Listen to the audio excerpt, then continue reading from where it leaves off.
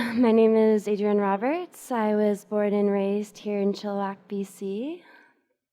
You know, we all have a voice in our head, and for the most part, that voice sounds like the same voice we use to talk out loud.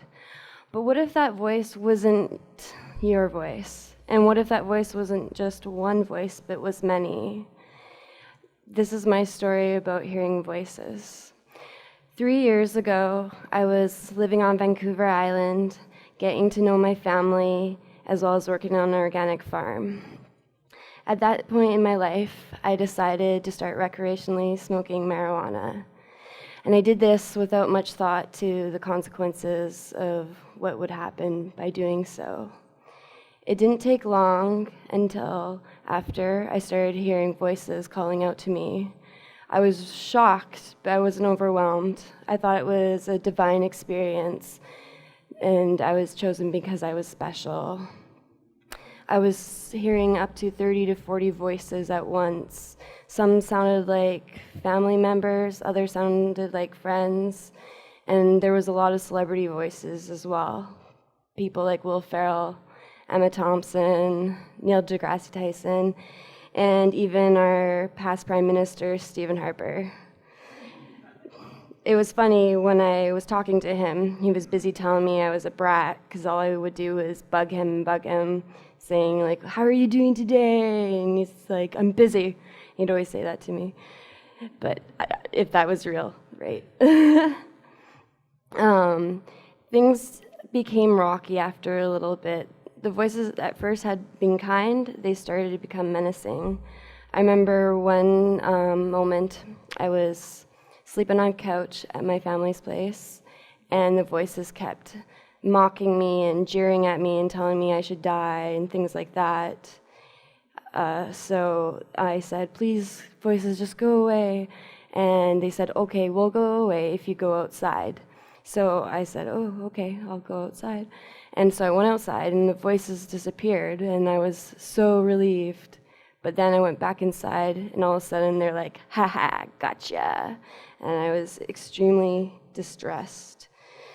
I didn't know what to do at that point, but I was still smoking marijuana because it made me feel calm, and my anxiety would just dissipate.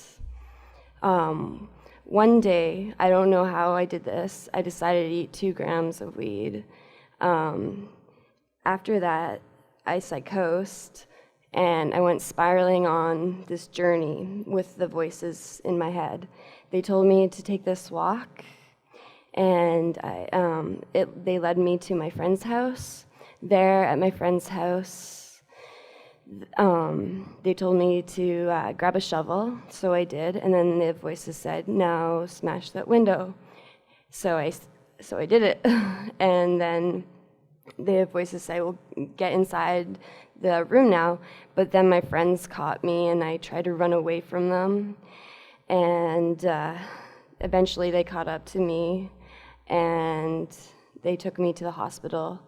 There I was, once I was in the hospital, I was put into the psych ward for 4 days. The psychiatrist there said I was exhibiting signs of schizophrenia. I didn't want to believe her. I was in denial that things were wrong with me.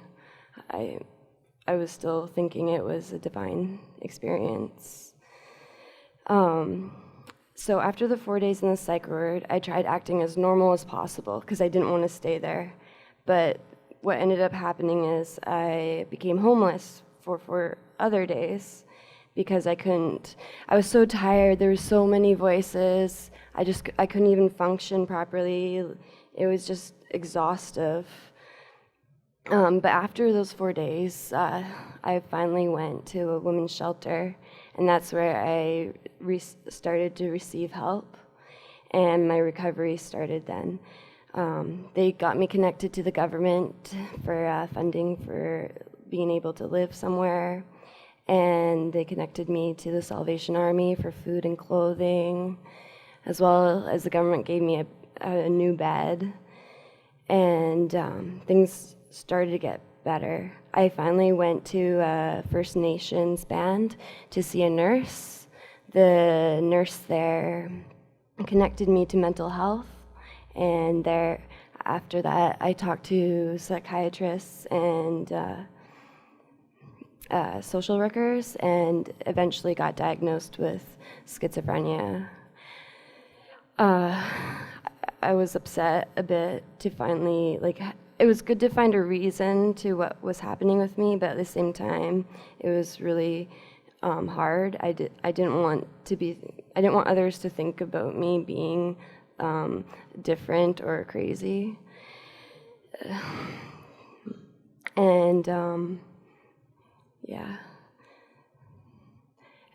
After that incident, I'm trying to remember it all. It's kind of hazy. I got put on medication, and the medication helped me have lesser symptoms. I got connected to an EPI group, which is early psychosis intervention, where they help us find